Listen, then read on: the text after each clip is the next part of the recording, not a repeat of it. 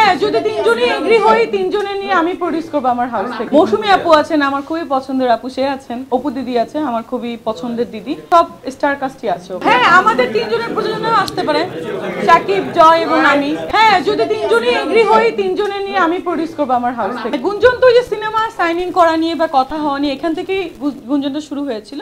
তো সিনেমা তো অবশ্যই হবে এবং সিনেমা আমি করতে চাই, আর সেও করতে চাই। হি ইজ দ্য সুপারস্টার, কেন চাবো না। আর ব্যাপার হচ্ছে যে আমার 4টা সিনেমা আসছে, আমি সাইনিং করেছি।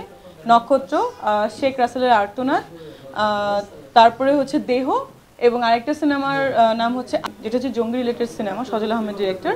আর বাকি দুটো ডিরেক্টর হচ্ছে সালমান হায়দার এবং মুস্তাফিজুর রহমান। কাস্টিংয়ে একটাতে সবাই আছে, অপু দিদি আছে, আমার খুবই পছন্দের দিদি, সে আছেন। মৌসুমী আপু আছেন, আমার খুবই পছন্দের আপু, সে আছেন। তারপরে হচ্ছে আরিফিন শুভ ভাইয়া আছেন, যাকে আমি খুবই পছন্দ করি। মানে ওই শেখ রাসেলের আর্তনাদের সব স্টার কাস্টই আছে।